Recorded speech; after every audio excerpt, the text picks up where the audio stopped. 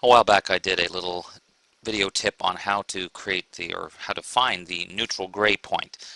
You can certainly go back and watch that video called Neutral Gray, but in a nutshell what we were trying to do was in either the curves or levels dialog box where you have these eyedroppers, try and determine where to click with the gray eyedropper.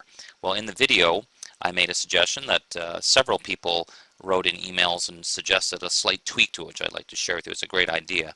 Basically what we do is this. In the video, and I'll describe it again here, we added a new layer and chose fill, and then said fill with 50% gray, clicked OK, and then changed the mode to difference mode. Now the way I had originally left it was to say look for very dark areas and that will determine which is the gray, because difference mode, basically anything that's matching this color of layer will be the very darkest areas. Well, a couple of people made, actually a number of people made this suggestion. It's always nice to see when people are thinking creatively.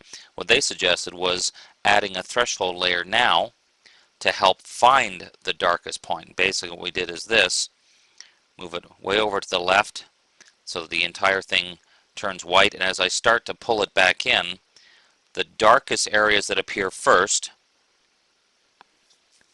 are the ones we want to look at. So I'm going to right there, for example, hold down the shift key, click that with my color sampler tool. Now I can click cancel. Now remember what we were doing here was using the gray layer in difference mode, so we were looking for the darkest area.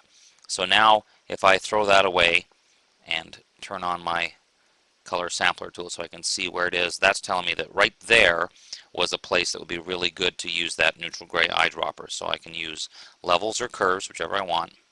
Take the neutral gray eyedropper, put the caps lock key on if you want it to match up really nicely, click, and there we go, the color cast is removed. So basically builds on the idea we'd shown before, but just, and again, a thank you to people that did send in that suggestion. There were quite a number of them that all had the same idea of using the threshold to, instead of narrowing it down, really focus in on what would make a great neutral point. So again, thanks for the people that sent in that suggestion, and that takes that technique and makes it just that much better.